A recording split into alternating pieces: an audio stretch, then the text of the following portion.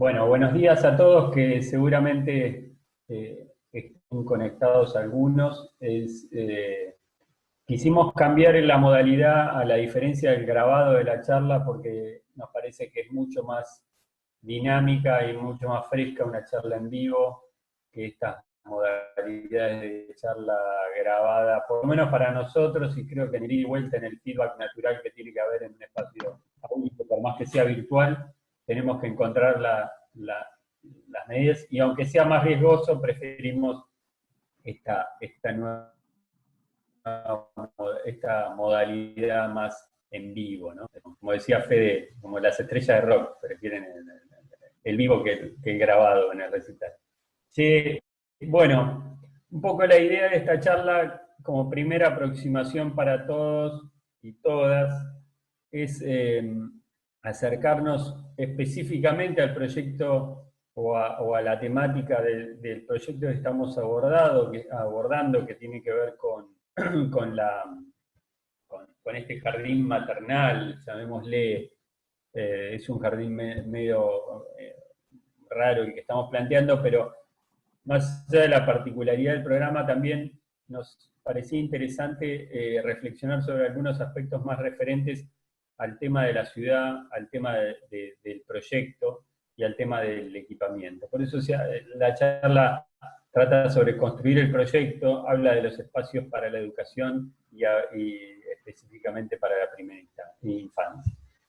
Yo siempre estoy como medio obsesionado con esto de que está pasando en el planeta y que no somos ajenos. Estoy como entre fascinado, en el buen sentido de la palabra, y, y obsesionado. Y particularmente me parece que tiene que ver con esta pregunta que nos plantea el historiador israelí Harari, que plantea por qué fuimos capaces de llegar hasta acá como raza humana, ¿no? Como especie humana, ¿no? Como raza. Y tiene que ver con esta idea de que hemos dominado el mundo y que en esa dominación paradójicamente lo estamos destruyendo y nos estamos destruyendo como especie. Esta visión apocalíptica o preapocalíptica no es para asustar a nadie, sino simplemente para eh, reflexionar más profundamente en este rol que tienen los arquitectos, no solamente de diseñar y pensar los espacios físicos donde habitamos, sino tener un rol y un compromiso social y político frente al mundo que nos rodea, a este mundo físico y social que nos rodea. Y un poco la respuesta que encuentra Harari es esperanzadora en algún sentido, porque así como plantea esta situación de catástrofe que estamos viviendo, también nos plantea una ventana de esperanza hacia el futuro. Y plantea que somos los únicos animales de este planeta capaces de cooperar de manera flexible y en grandes cantidades o en masa. Y esto no es poca cosa. Esto plantea que el trabajo en equipo, el trabajo solidario, el trabajo compartido, colaborativo, es la única posibilidad de construcción superadora. Y en ese sentido, el taller de arquitectura, el taller vertical, es una microcélula de esa lógica de funcionamiento.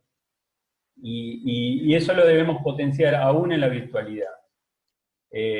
Con esto quiero decir que ustedes, más allá de que trabajen en grupo o individualmente en cada año, deben estar permanentemente conectados entre compañeros y amigos de la comisión para poder inclusive intercambiar e interactuar y potenciarse, porque lo que hagan en conjunto va a ser mucho más potente que lo que hagan individualmente.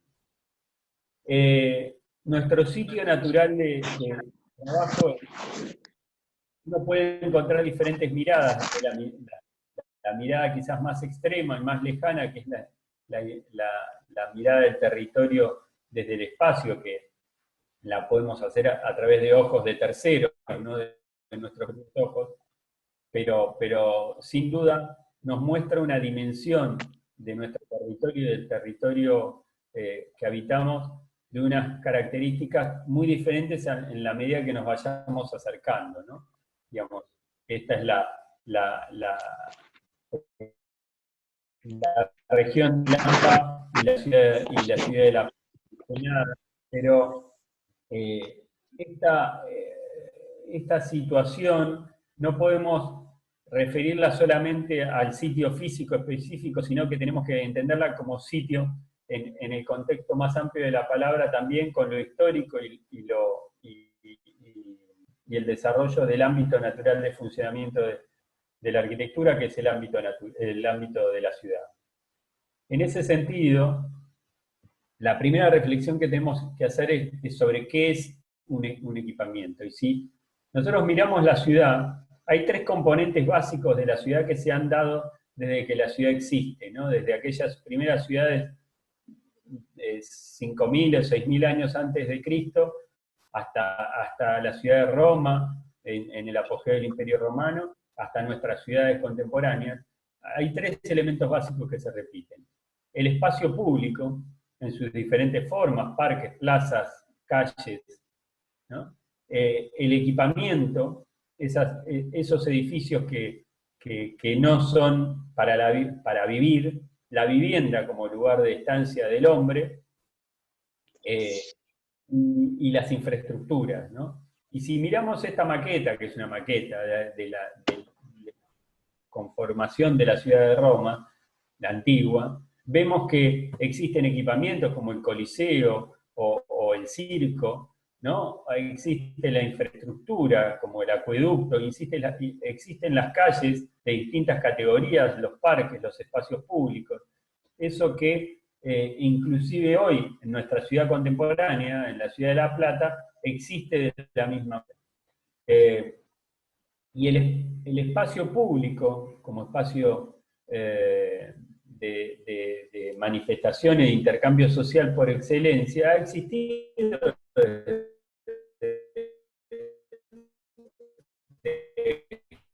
desde aquellos tiempos. Nosotros hacemos un recorrido de espacios de las ciudades contemporáneas, de las ciudades antiguas y contemporáneas, vamos a encontrar, esto es una imagen de China, podemos ver una calle en la India, podemos ver una calle en Buenos Aires, ¿no? Y sin embargo, o una calle esto en Manhattan, en Nueva York.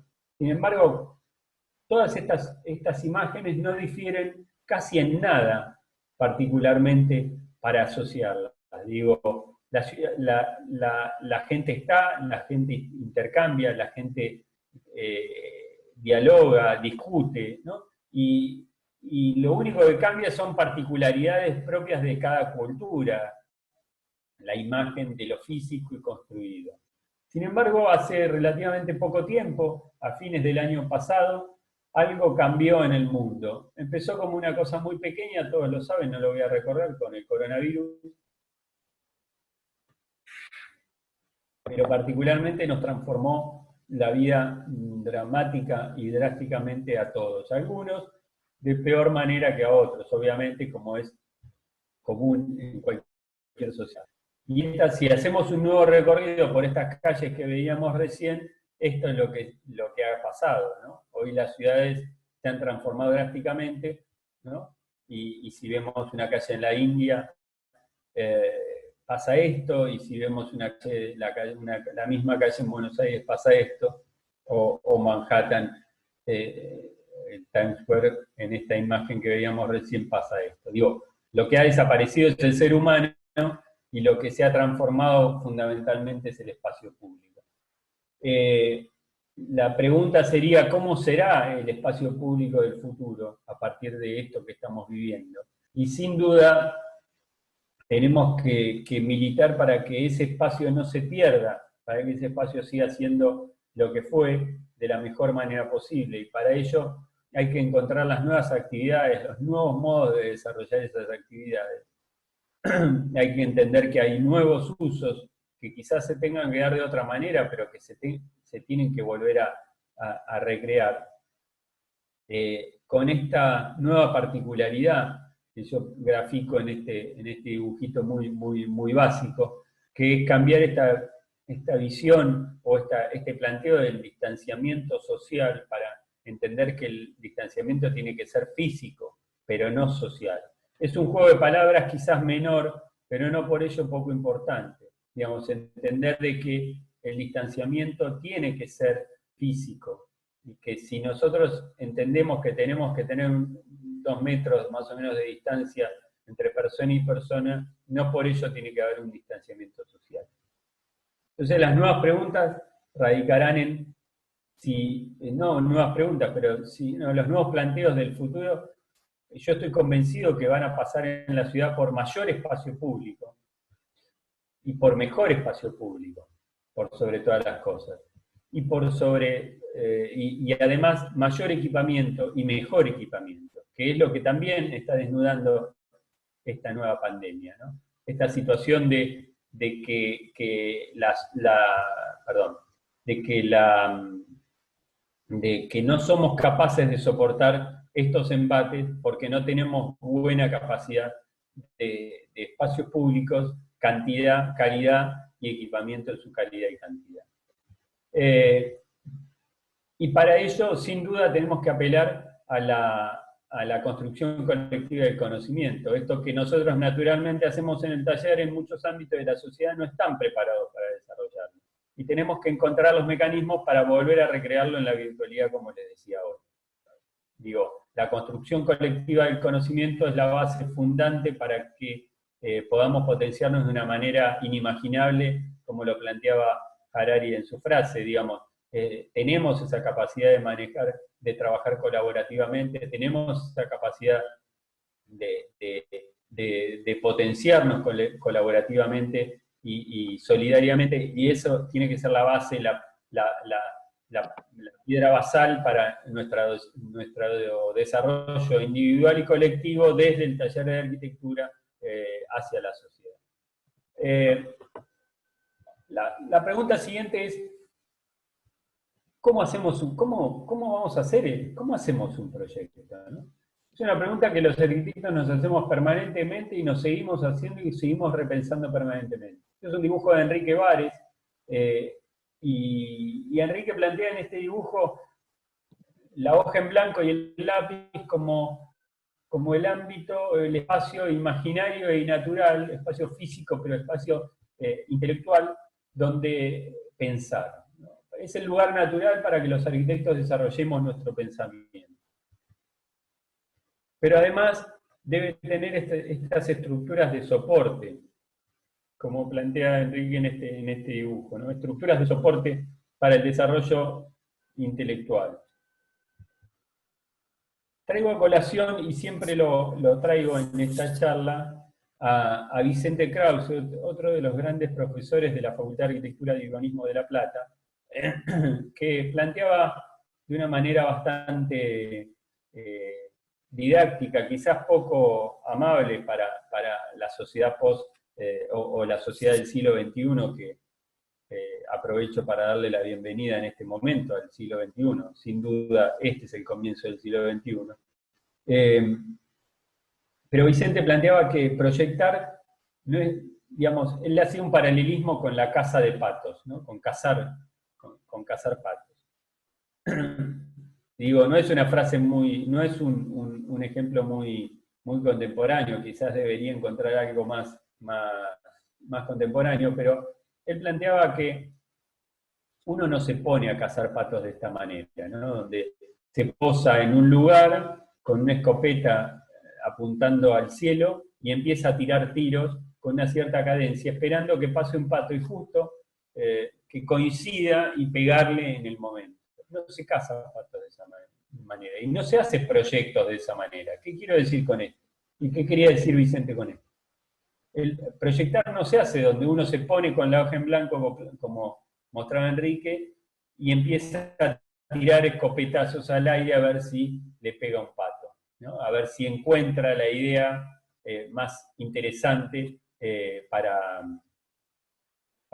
que pueda servir para este proyecto, sino que hay gente que durante muchos años estudió la vida, cómo viven los patos, dónde viven, cómo es su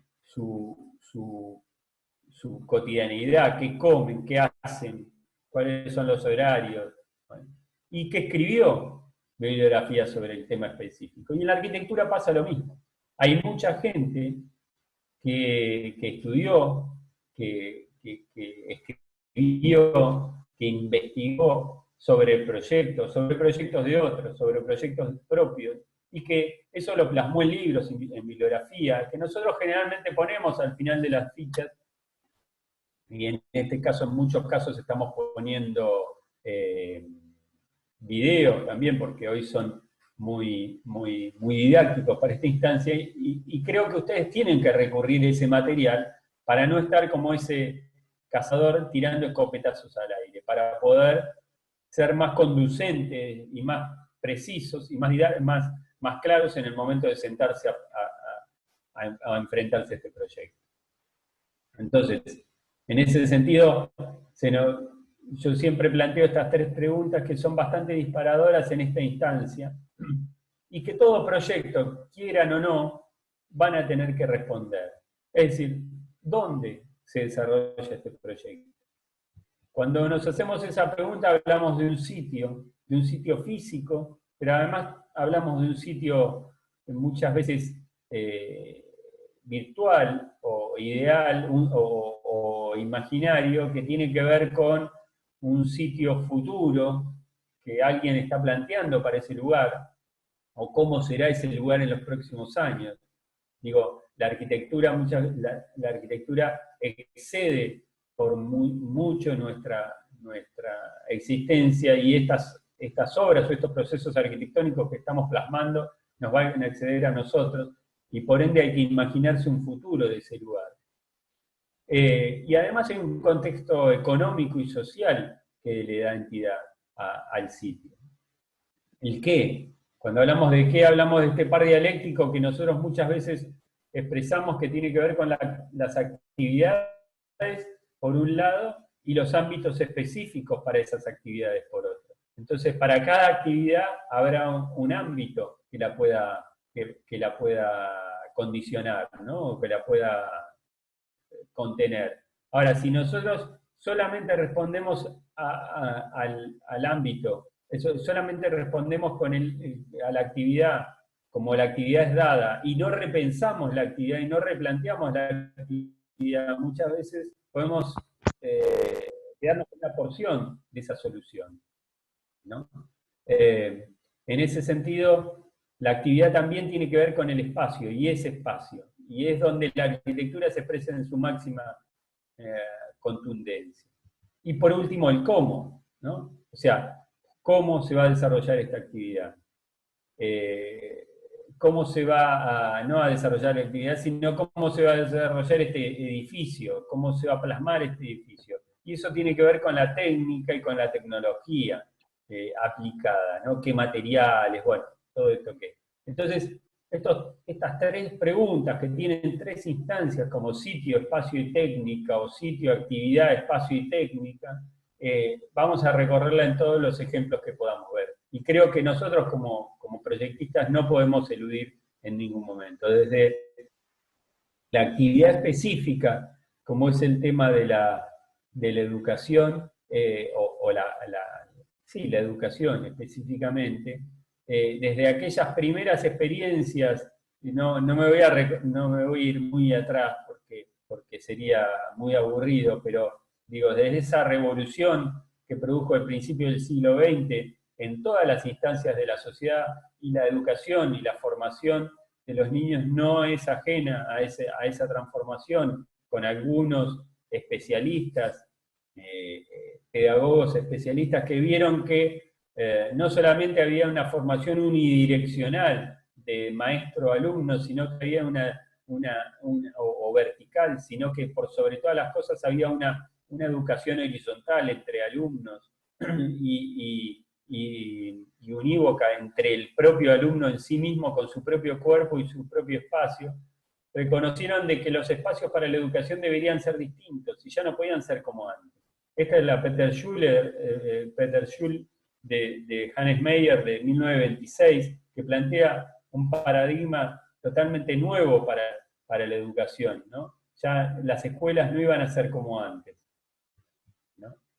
Y si recorremos algunos ejemplos, vamos a ver 4 ejemplos en particular en esta charla de espacios para educación de distintas instancias, pero sobre todo me quiero detener en esta primera, ¿no? Las escuelas Montessori, en este caso en Delft, pero hay muchas, del arquitecto Hermann Hertzberger del año 60 en Delft, en Holanda, como les decía recién, que plantea un nuevo modelo, no es el único, pero hay varios, un nuevo modelo de escuela donde cada escuela debe estar pensada para los chicos y no para los docentes, digo, tanto en escala como en actividades, como en este particular intercambio entre actividades y ámbitos, ¿no? Es decir, donde el alumno tiene su lugar de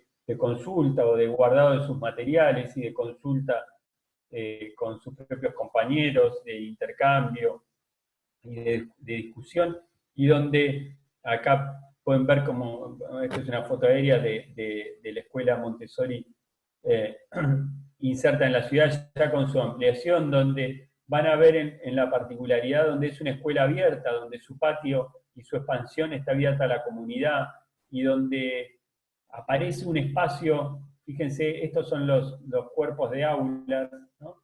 Y todo lo que no es aula empieza a ser mucho más grande de lo que era antes, ya no es un pasillo, es un espacio de encuentro entre los alumnos, es un espacio de expansión interior entre los alumnos.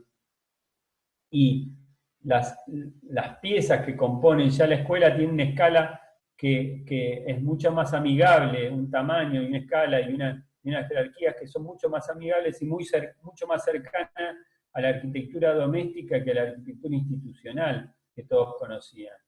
Y esto inclusive uno lo puede asemejar a lo que pasa, esto que planteaba en el principio de la charla, a un espacio, a una calle, ¿no? Pareciera que esto es una calle, este es el pasillo del paso o el espacio de encuentro entre aulas, y cada una de estas son las aulas con sus propios equipamientos, ¿no?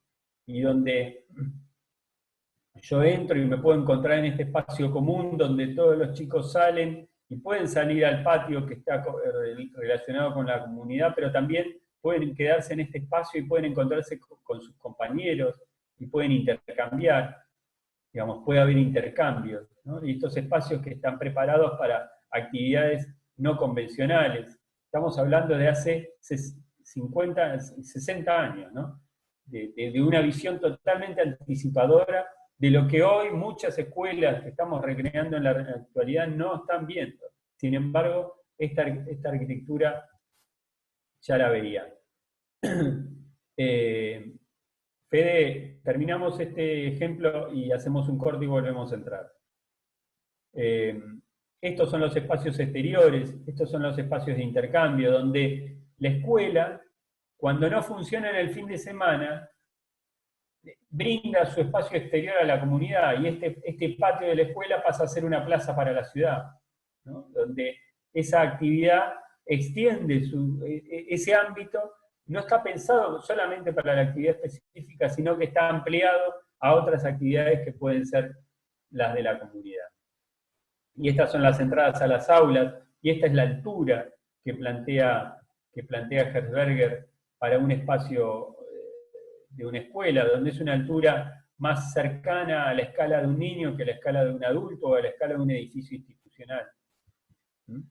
Y si miramos una foto de hoy, 60 años después, esa escuela puede adaptarse perfectamente a los cambios de la pedagogía moderna y a encontrar nuevos ámbitos. Acá hay un estar donde los chicos se encuentran y pueden intercambiar y pueden comer, ¿no? Donde puede servir como comedor en el mismo lugar que es el lugar del hall de llegada de los alumnos. Bueno, este es otro ejemplo, quizás lo conozcan más o conozcan más a su autor, porque es más contemporáneo y tiene mucha prensa, que es Giancarlo Massanti, que es un arquitecto colombiano. En realidad creo recordar que es italiano, pero de chico vive en Colombia. Y es parte de un proceso o de una política, por eso es interesante verlo del sitio, un poquito más vasta, que tiene que ver con otros equipamientos y otras infraestructuras que se han hecho en la ciudad de Medellín, y que tiene que ver en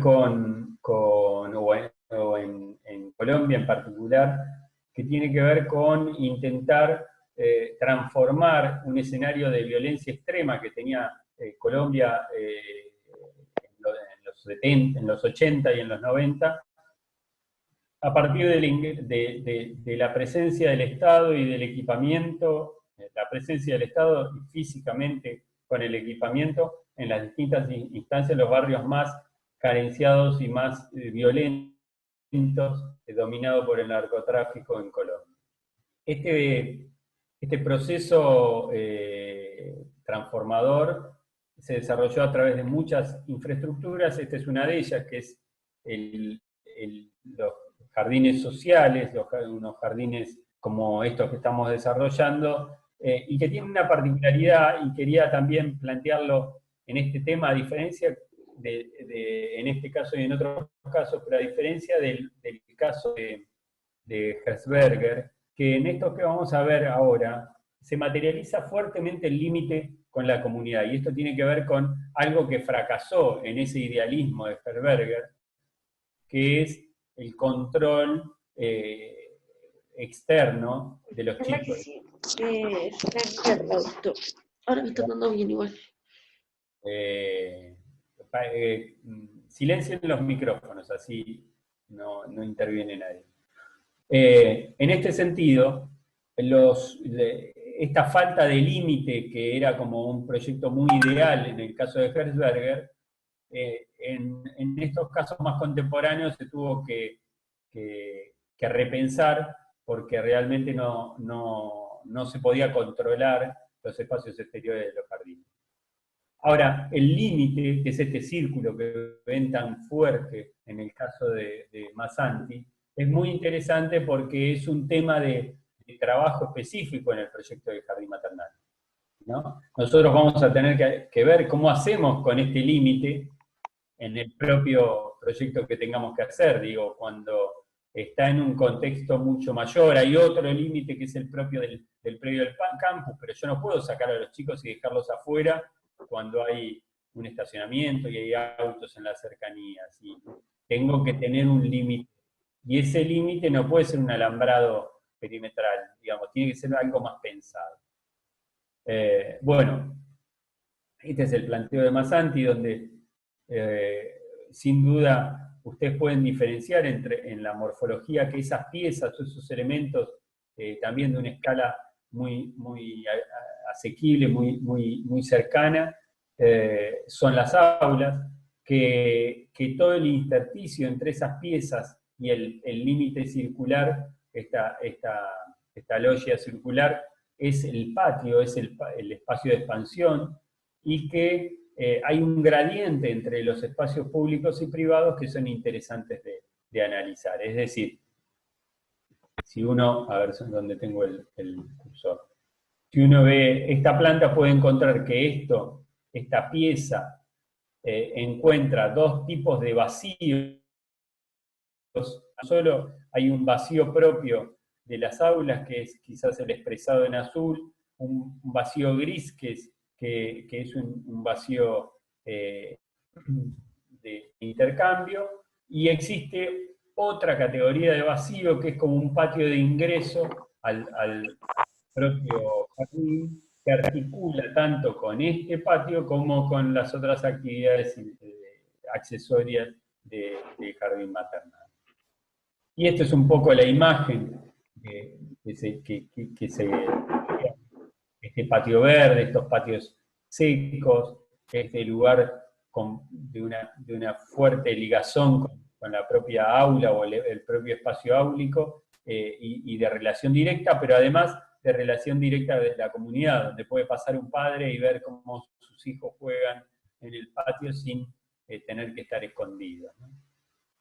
Y después, bueno, dadas las características particulares de Colombia, de un lugar de un sol tropical. Esta pieza toma una altura y unas características que permiten ser un tamiz para poder dar sombra y protección a los lugares específicos de expansión de los chicos. Digo, si esto no estuviera, sería un lugar muy poco amable para poder desarrollar actividades al exterior. Nos vamos a otra latitud, a un lugar mucho más lejano, que es en España, en Navarra, en Berriozar, ahí donde lo tenemos en este momento, y en las cercanías a las afueras de Pamplona. Esta es una dotación, como dicen los españoles, un equipamiento muy común en todas estas nuevas expansiones o desarrollos urbanos que se han hecho desde los 80 esta parte, hasta el 2008 en particular, muy fuertemente, hasta que se dio la crisis de las hipotecas global y que España sufrió muy fuertemente.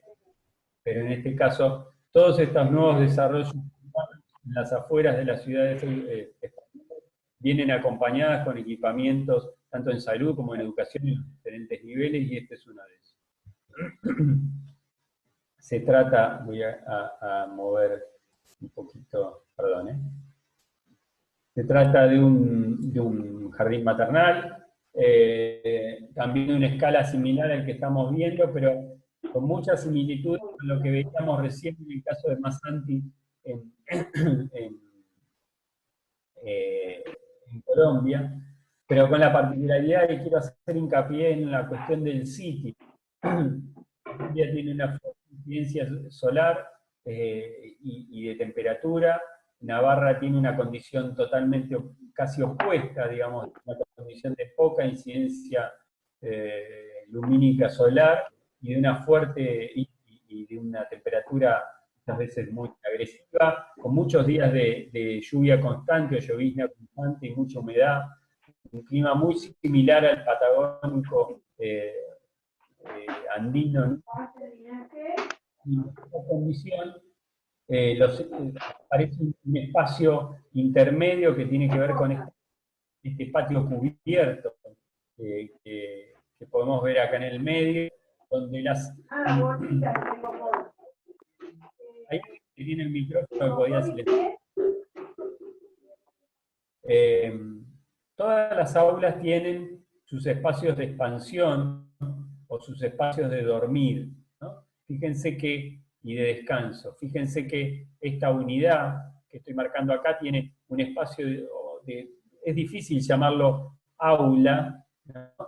Que es esto que se ve acá, porque es muy difícil decirle, si bien se le llama classroom acá arriba, aula, pero es un espacio de juegos y sí, podríamos decir aula, un espacio para comer, donde cada grupo etario come, un espacio para dormir y un toilé propio, con lo cual esta unidad que ustedes ven acá, conformada por 4 piezas programáticas, tiene su propio patio, su patio de expansión, diferenciado según franja etaria, y un espacio de encuentro común, que es un espacio cubierto donde hay lugares, bueno, está la cocina, se usa como comedor comunitario y un espacio para actividades. Este es el ingreso, donde a la derecha tengo particularmente todo el lugar de atención de padres muy separado, o sea,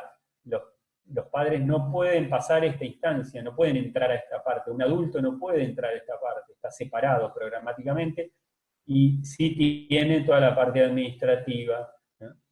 Y aparecen 2 patios, ¿no?, de fuerte relación con la calle y con la ciudad. Y esto es importante, por esto que decíamos en el caso de Massanti, donde el ciudadano puede ver y puede escuchar a los chicos jugar prácticamente como si estuvieran en la calle, que son estos patios que ustedes ven acá, este y el otro del otro extremo.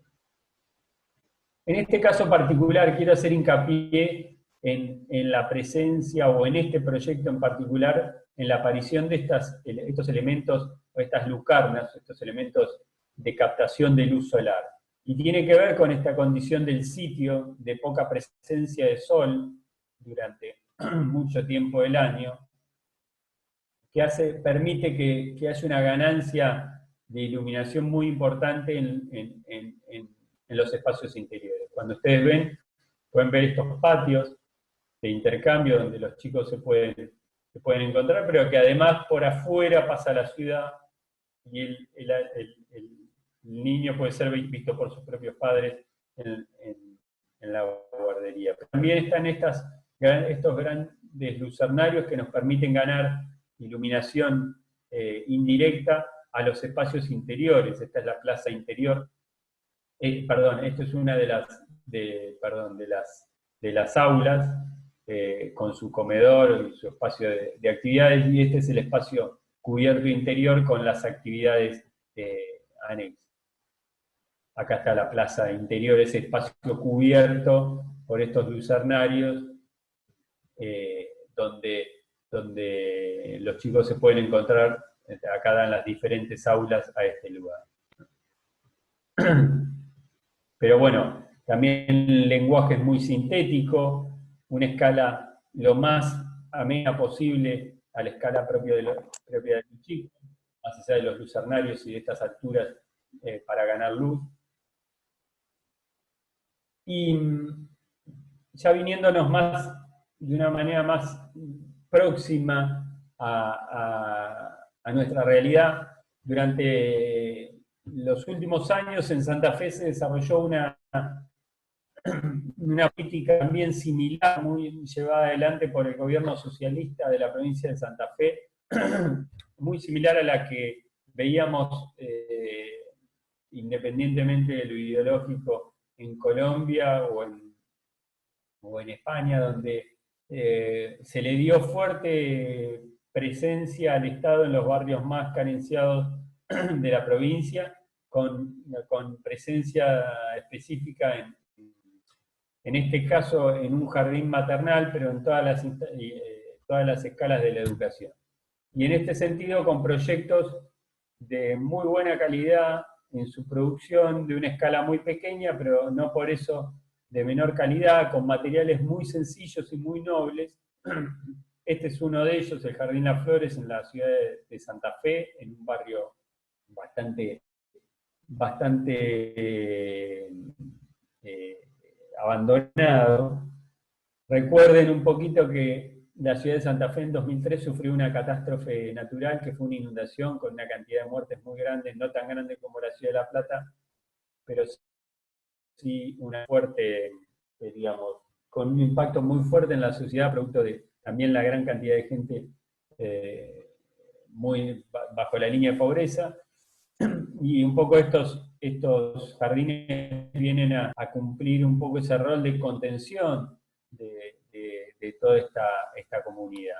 Es decir, ¿cuál es el rol de esta actividad específica en nuestro caso? Tiene que ver con esta universidad pública, gratuita y cogobernada que tenemos en la Universidad de La Plata, pero en particular en todo el sistema universitario público nacional.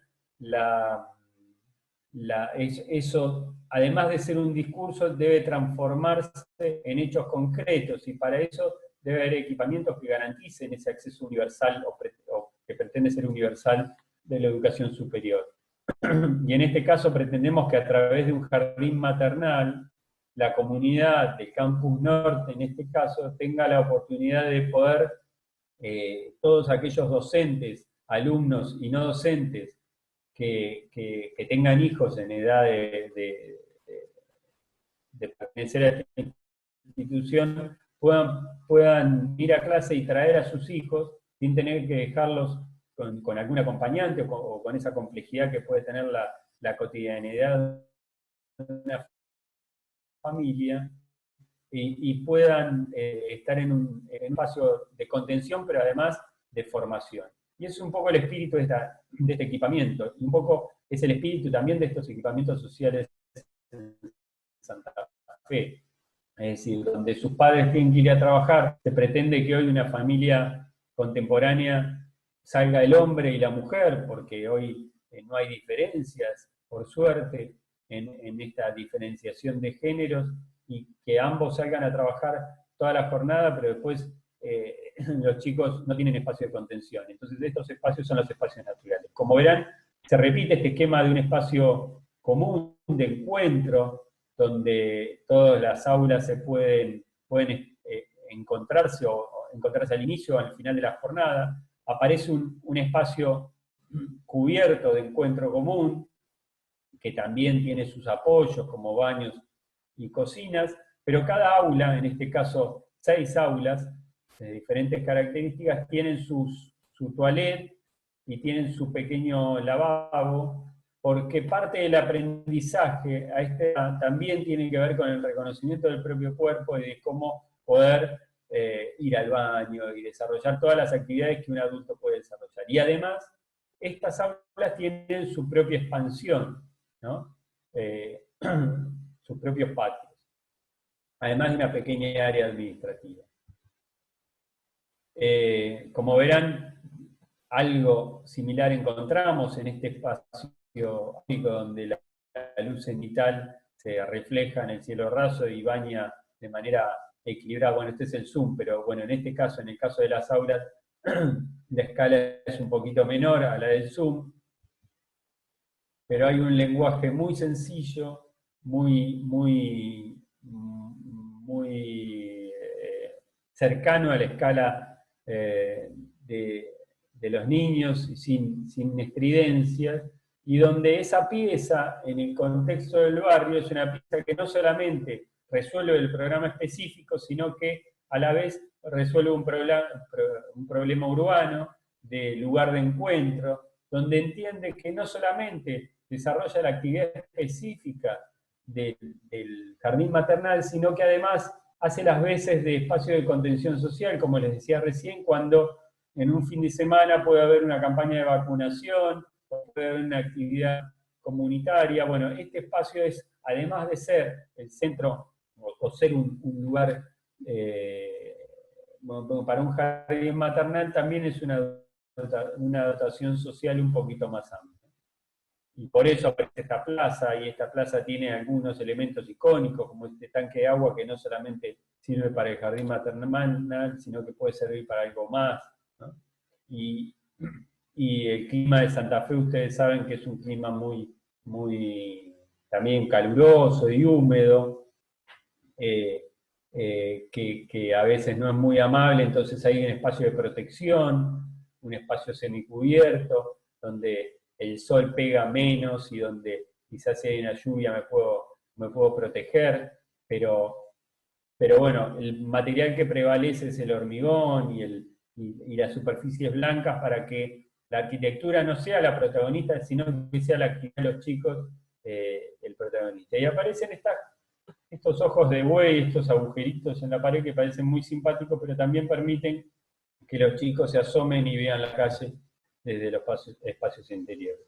Estos espacios que se plantean muy flexibles, se pueden cerrar y se pueden independizar como 2 aulas, o se puede abrir y se pueden unir como una sola aula en el caso de una actividad diferente a la específica. Ahí ven cómo los chicos pueden desarrollar sus actividades y tienen expansión a su patio, y cómo también esa plaza de acceso también hace espacio de contención previo al ingreso o de expansión a la salida de los chicos, en este caso con una fuente y con un espacio de contención y de articulación con la sociedad. Dicho esto, particularmente, y sin extendernos mucho en la charla, estos ejemplos, tanto el de Herberger, el de Massanti, como el que vimos en Berriozar, o el de Santa Fe, que en este último caso no lo dije, pero está desarrollado por la Oficina de la Secretaría de Obras Públicas de la Municipalidad de Santa Fe, son algunos de los cientos de ejemplos que en particular yo quería manifestar en esta ocasión para reconocer de que este proceso que planteaba Vicente Krause de construcción de un proceso de proyecto está alimentado a partir del conocimiento de otros ejemplos, pero particularmente de darse cuenta de que esto tiene un rol de equipamiento y de articulador con otras actividades que no solamente es la específica, y que además la arquitectura en este caso no tiene que ser el protagonista, tiene que ser el soporte para la actividad. Es decir, digamos, apelar a una arquitectura silenciosa, con menos estridencia, menos